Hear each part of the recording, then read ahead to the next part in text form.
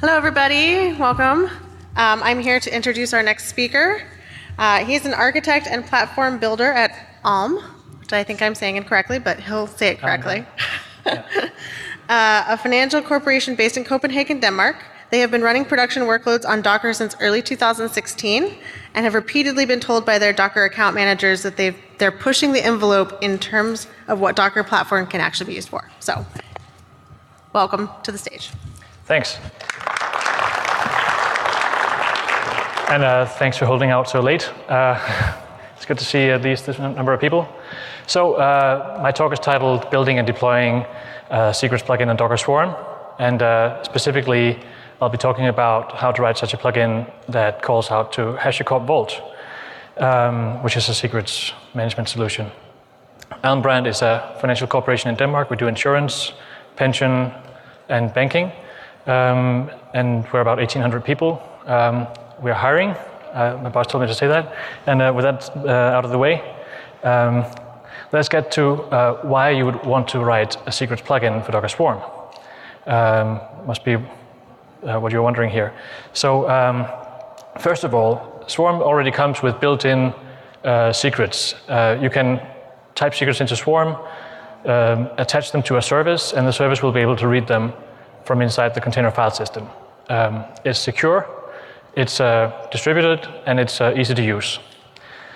But in order to update or rotate the secrets, the only way you can do that now with Swarm is you have to create a new secret with a new value, update all the dependent services that are using that service, that are using that secret, and then rotate them all and then remove the old secret. So that's a lot of steps. And it works all right, but once you have like a larger organization with a larger number of secrets, we have a lot of secrets in Alm Brand, I'm not going to tell you, it becomes an issue because it comes with a lot of maintenance and manual work. You need to set up like guidelines for how you do this. You have to have people doing it all the time, and it's not really worth the effort if you could avoid it, right? So there exist third-party secret management solutions such as HashiCorp Vault, and they can provide more dynamic secrets like database credentials or API tokens for cloud vendors and so on. And usually the way you access those from your application is by means of a client token or an access token. Now, you could then say, well, okay, we'll make use of these third-party solutions by writing these access tokens into our Swarm and then provide them to the services that way. But then you'll probably need to write a new token for every service you start, and then you have the same issue with rotation, maybe to a smaller degree, but it's still not really satisfactory. So what if you could instead hand out those tokens dynamically and give each task in your service its own unique token that is based on the policies that you define? Well, then you'll be able to audit and revoke tokens and secrets given to individual tasks if you find one of them is misbehaving, or if you want to audit what happens for a single instance and how they use Vault. And then you can also centralize the policy decisions about what services are allowed to access which parts of Vault in Vault, which is a far more extensible and customizable way of defining policies. So how do you actually write a plugin? Well, first you go, if you want to get started real quick, you go to get the Golang helpers that Docker provides. You can write plugins in any other language, but this was easy for me to start with. Then you write a handler function that will receive requests from the manager node when a task is about to get a secret assigned to it. The request gets information about the secret, including the labels and the name, and it also gets information about the service that the secret is about to be attached to. So then you respond with the value of the secret, and then you also need to run a function to serve the plugin either via a Unix socket or a TCP socket. I found that Unix sockets are easy to get started with, especially if you run the plugin itself in a container. And then you build an image, a Docker image for the plugin, and then you have to create a container from the image and export export that container to a file system so that you can provide a root file system for the plugin. And then you write a configuration file, a config.json file, that tells what type of plugin it is and what kind of privileges it needs, and also any environment variables you want to like hard code for the plugin once you create it. Then you run the Docker plugin create command, and then you actually have a working, well, depending how you code it, plugin in your Docker engine that any task that needs a secret will be able to ask for a value for that secret. Specifically, when you create a service, you can tell when you create a secret rather, you can tell the engine to set a driver field to the same as your plugin's name. That's how you make use of it. So if you don't have any errors along the way when processing the request, you just return something in the value field.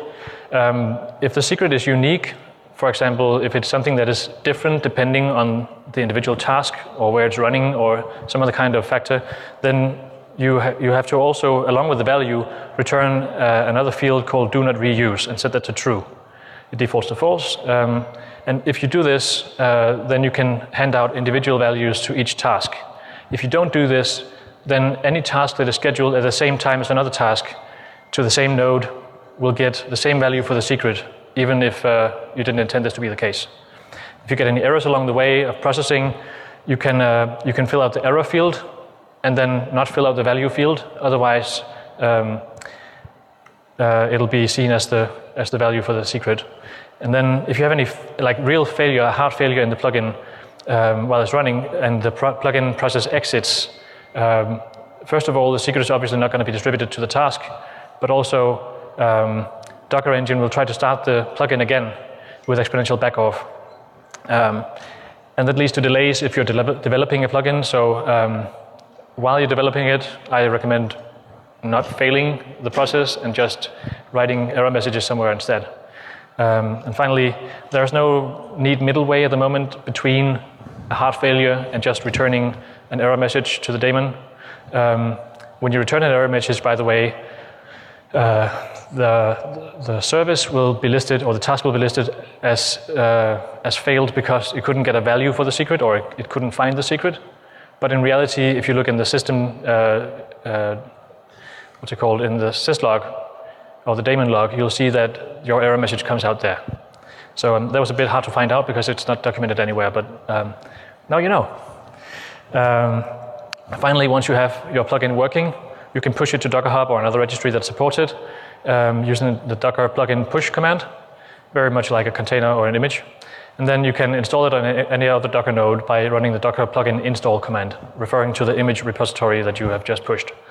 And finally, you can also actually deploy the plugin via Swarm, but it comes with some limitations that you don't have the same of when you install it on an individual engine. But I'll show you how. And finally, this is a working plugin. It doesn't really deliver anything secret, but it does deliver something that's different every time. It gives a random pet name. There's a nice little library that gives that. And you'll see that there's a handler function in the middle called get, and that's part of the interface that you need to implement if you use the helper functions. And you return a secrets response with a value and the do not reuse field set to either true or false. You'll notice that I'm passing the label on the secret called one pet per task, and it can either be set to true or false. I'll show later why this makes a difference. Why it makes a difference. In the very bottom, you'll see that I run the serve Unix function on the handler, and this means that the plugin will wait while your plugin is running on this line of the program, and any request that comes for a secret will be sent to your handler function. So that's how you write a plugin. It doesn't have to be longer than that, but you probably will write more than that anyway. So here's a demo. Let's see. First of all, we have a Docker Compose file here that shows a service that we're about to run. It'll make use of a plugin that we will install.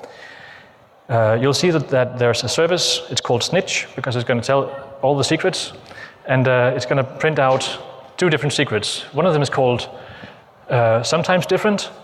The other one's called always different. And that's going to illustrate the difference between using do not reuse set to true or false. You'll also notice that the reason why we can see this is the one called always different has the label one pet per task set to true, which we'll interpret in the code. Let me show you the demo script here to run it. So I determine a name for the plugin. I've already built and pushed this to a registry, so that's not part of the demo here. But I run an installer program. The installer program here just makes a HTTP request to the Docker daemon. That is the only way you can currently install a plugin using Swarm, but you could otherwise just use the Docker plugin install command and install it on this only engine. Now I'm running this on a single node Swarm with just a manager, so I didn't really need to do this, but since you can, why not? And finally, it's going to deploy the stack with the compose file that I just showed and show the logs of the snitch service. So here we go. So the service is created, the secrets are created, and you'll see it's running here. Once the process has printed out the secrets, it just completes, and then Swarm will just start new tasks. So I'm going to stop it here after the third invocation. So now we have 3 pairs of tasks with 2 secrets from each. You'll notice that the one called sometimes different is actually the same for each of the 3 times that we ran 2 replicas of the service.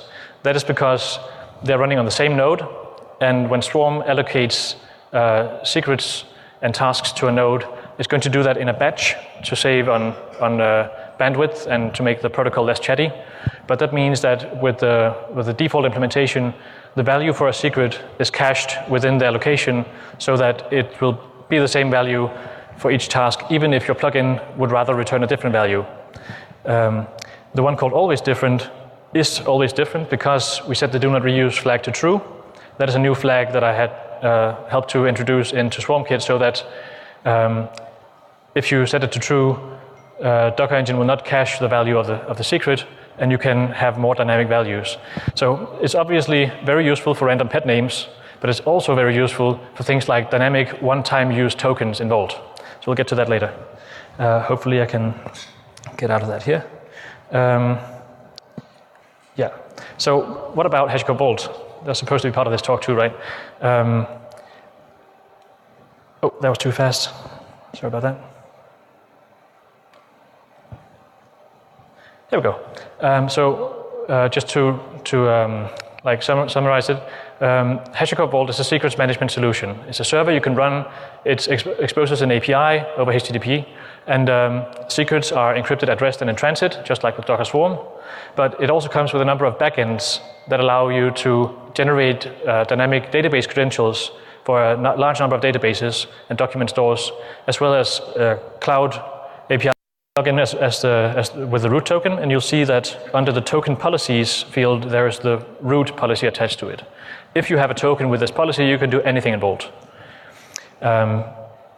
If you want to write a policy that determines what a service can access, you can use the Vault policy write command. You can also just use the HTTP API, but generally you write what paths a service can access and what capabilities it has on those paths.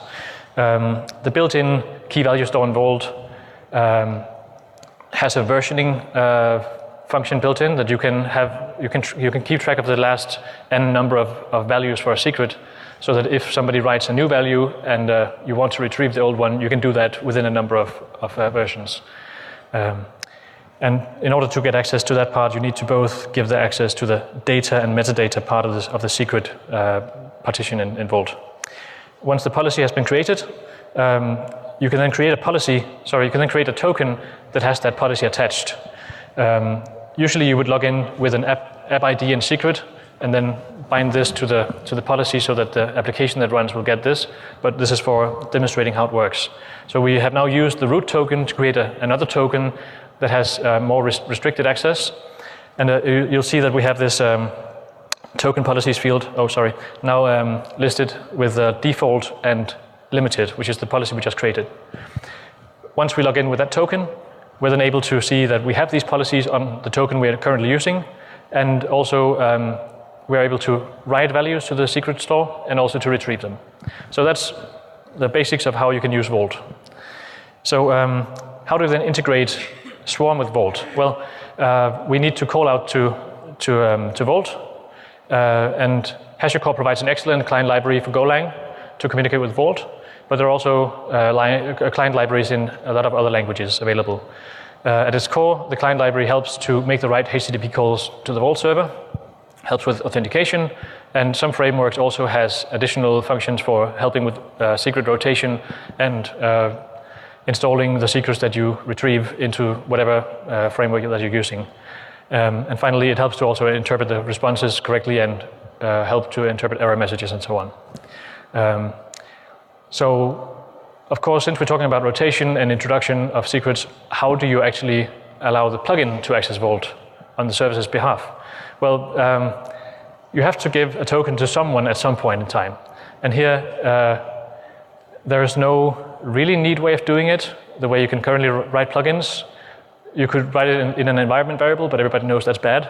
So you need to get it in there somehow else. And since we know that the built-in secrets in Swarm are secure and easy to use, why not just use those? Well, because you can't with plugins at the moment. So instead, I have a bit of a workaround here. So I created a helper service to run next to the plugin on all the managed nodes. And then that helper service has the Vault token, the admin token for Vault attached to it. Then the plugin container, I give that one access to the Docker socket. That's another no-no usually, but this is just a hacky hack.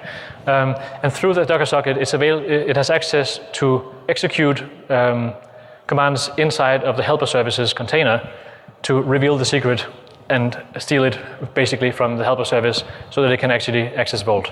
So that is how I give access to Vault to the plugin container. When calling out to Vault, first of all, you need to have a client that uses the admin token. So you use that token and set up a Vault client that you keep in your plugin's code. Then when a request comes in, you'll need to make a new client that uses a more restricted token that only gives access to what the service is supposed to see, so that you don't basically give all services access to all of Vault because they use your plugin. So so far I've made like you can use a template function to specify what policies to attach to the secrets when they're retrieved. But it defaults to be the service name. So if you have a service name called demo_snitch and you have a policy called that, then the token that is used for retrieving values from the secret store from Vault is called demo_snitch.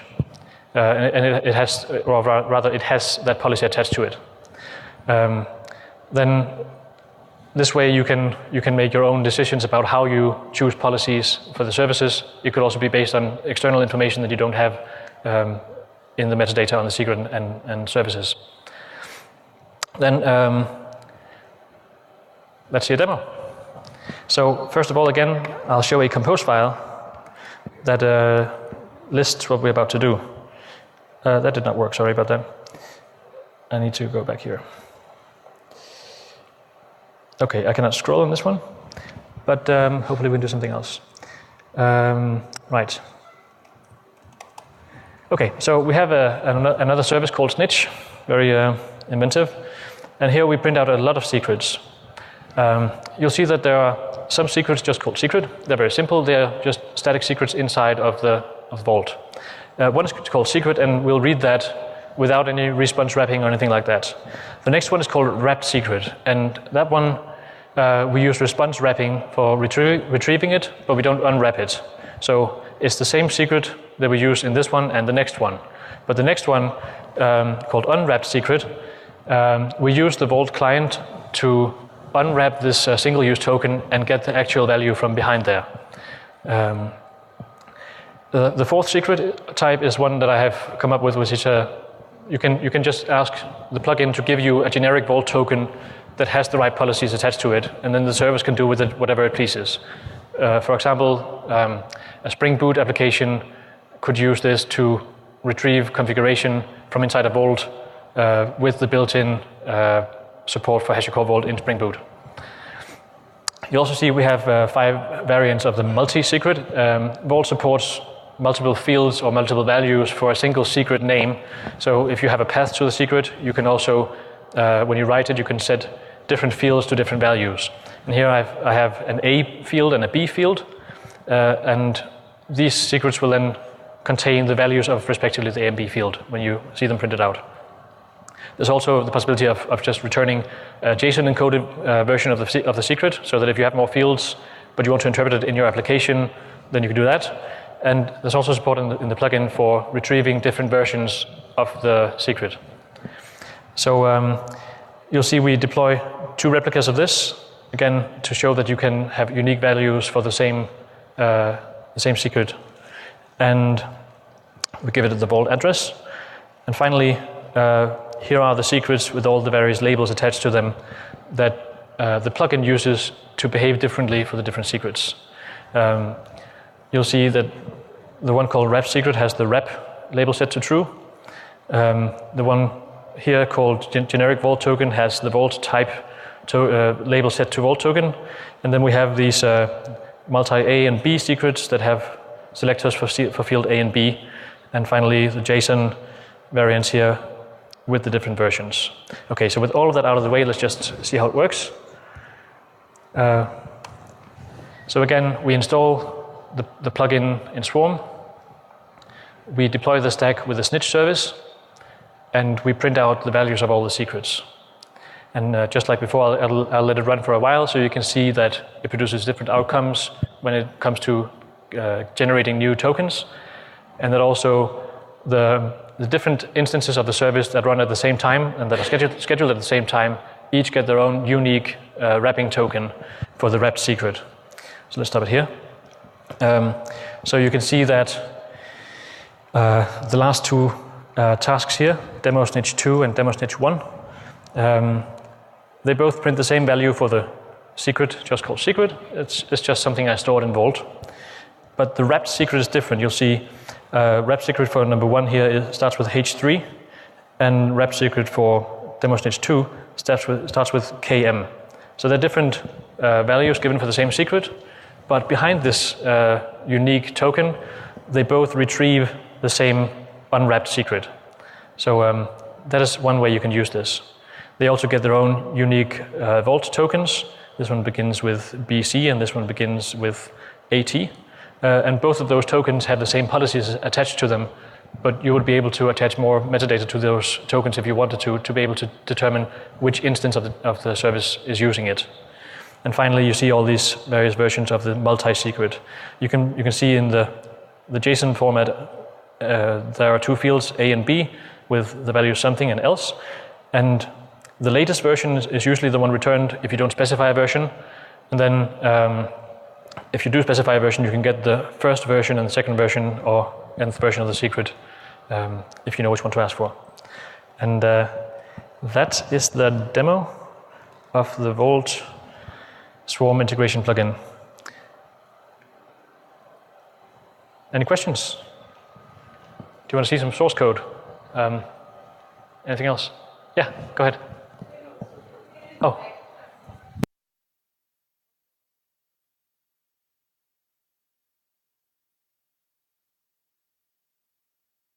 Open to see a live plugin, an actual implementation that's running and whatnot.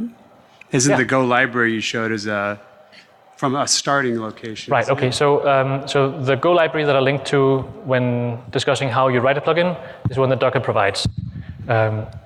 My plugin here is open sourced on GitLab. There are links at the end of the slides. But just to go through how it works very quickly, I have a main function further down here that contains the hacky hack to retrieve the secret from the helper service. It's probably not the best way to do it. There are probably better ways that I just haven't thought of. But hopefully in the future you'll be able to actually attach a Swarm secret to a plugin when you distribute it on a Swarm. That would be the only logical way to do this. But then again, what if that secret that you attach is using another plugin or the same plugin? Well, then it kind of gets fishy, but it should be doable anyway. So I attach the Docker socket, I inspect the helper service, I find the host name that I'm currently running on, I list the tasks of the service, I find one that's on my node, then I look through the tasks, and once I find one that is useful, I run an exec inside the container to cat the secret that I'm looking for. I call this secret 0. And then I attach to it to be able to read the output, and I copy it into a string, and finally I'm able to create the Vault client with this new token that I have found in the helper service. So that's how I create the outer Vault client that makes requests on behalf of the service, or rather that creates the tokens that are used for that. Then when actually handling the request, you'll see that just like with the secret pets plugin, I prepare a response value here, but I can then set it to something else. I first of all generate a new token. So I use the Vault client, the built-in one, and the one that I use is the admin token here, to create a new token, and I would like it to have these policies on it. Right now I just give it the service name, but I think I have a branch on the repo that allows you to use a template to specify what policy should be attached instead. Then I create a new Vault client for the service to use, or rather to be used on behalf of the service. And that's the new client token that I just created, the service token here. And then if you want the secret to be wrapped, then I record that. And when I return the response, I take care of using the wrapping function. So let's see where that happens.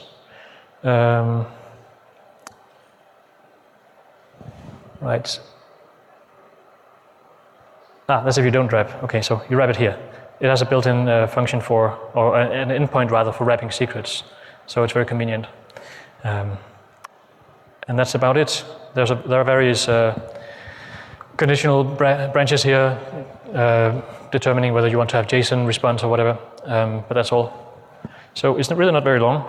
And I tried to add some comments here and there so you can see what's going on.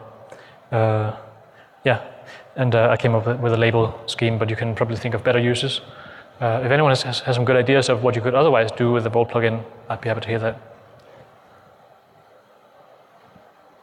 Oh yeah, if you want to see how to install the plugin in Swarm, this is using the Golang HTTP client for Docker, but you can also just use a curl request with the same fields filled out. You need to say what the plugin should be called, what the service that represents the plugin should be called, the list of privileges required. Here you see that I need network access, and I need to bind mount the Docker socket. And finally, I got this from the example I found, but probably don't need this cap sysadmin privilege. And finally, you can actually put placement constraints on the plugin service so that you can ensure that it's only installed on the managers. Because when the managers need to give a secret value, they will only ask the plugins on the manager. It's the managers that take care of that. And finally, very importantly, you need to specify what type of service you have here, and that is then a runtime plugin instead of using the generic or the task type of service, the task type of runtime. Yeah. Okay. Any questions or ideas or comments? Coming to you. What happens when you rotate secret in Vault? How application know that it needs to restart, or what's going to happen when you rotate? Right, good question. So if you use the plugin to get the value straight out of the key value store or another part of Vault, then you don't get this information about the lease and how long it lasts. So it's actually a good idea for, in addition to the plugin, you could return not only the JSON format of the secret itself, but also the metadata that tells you the expiry time of the lease and so on. That would probably be a good idea. So usually, if you make a request straight to Vault, you'll get both the value, but also the metadata about the secret returned, and in that is the lease time and how soon you should expect to rotate it. On some endpoints, you can renew instead of rotate the secret, but generally, you might as well just rotate it. Different languages have it easier or harder with rotating values for configuration items, especially PKI certificates. Golang is great, Java not so great. Anyway, that's how it is. Yeah. Any more questions? One more over here. Nice.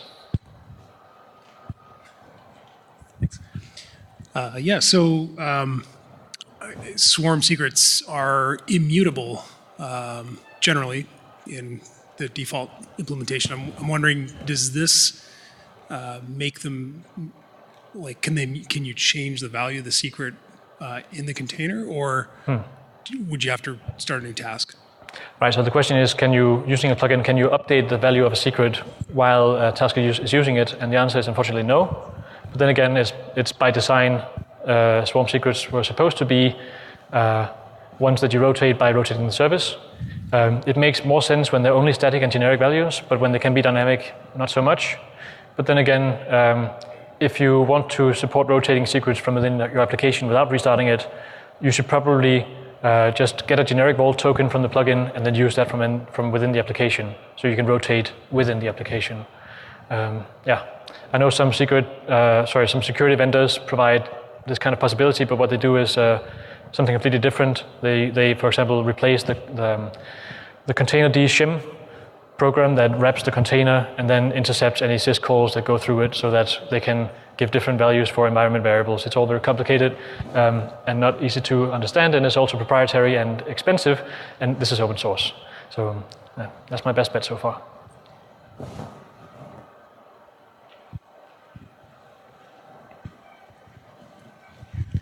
So I noticed that on the token lap-up, it's kind of, constant in your implementation. So how you manage that?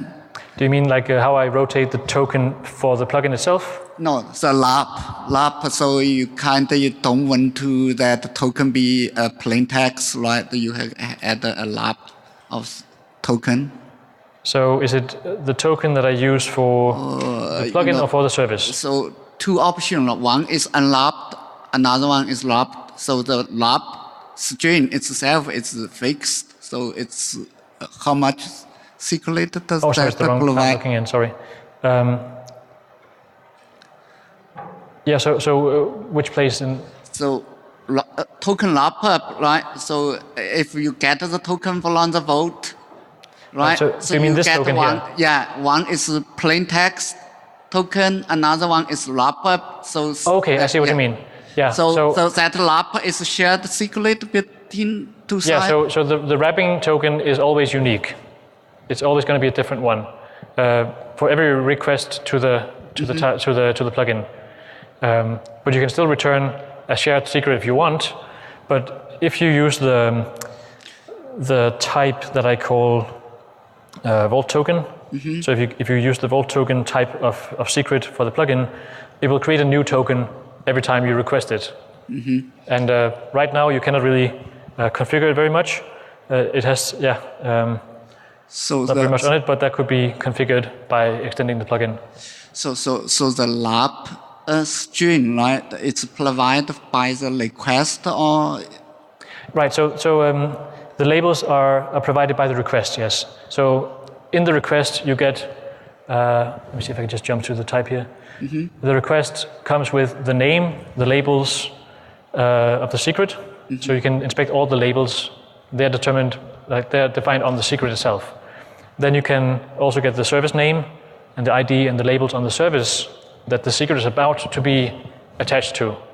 So you can determine if you want to give it the secret or not, and make other decisions there. You also get the ID of the individual task and the name of it, which contains it contains the service name and the slot number of the task. So you can do all sorts of things by combining this information and making decisions based on that. You also get the image, so you could decide, well, I'm only going to give this secret to this image, but not to that one. And this information comes from the Docker engine when it is about to give the secret to the service, or to the task rather. Does that answer your question? Yeah, sort of. Okay. It's not about the lap thing, right? So otherwise, token lap. So in your example, right, it's fixed, right, along the. Yes. So the reason why I created a token in the first place is to have one that only has the same policies as the service is allowed to have. So that's why I use the service name for the policies list for the service token. Then I make the request to Vault on behalf of the service and use that to then get the secret to the service.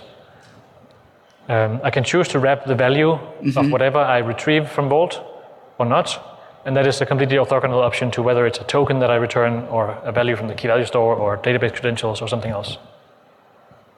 Okay.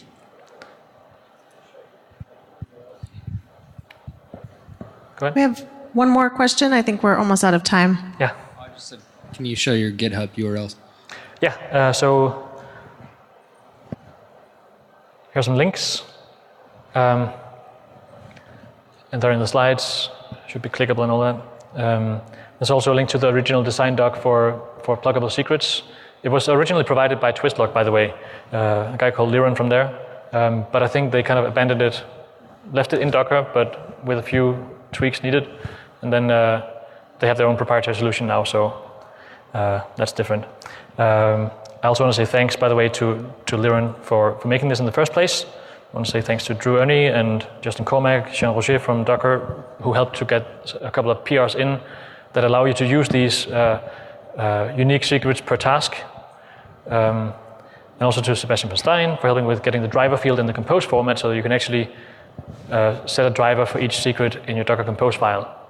And also for Tony Sticky for making this very nice embedded terminal thing for Google Slides so that you can have terminals inside the slides. But I forgot someone else. Yeah, thank you.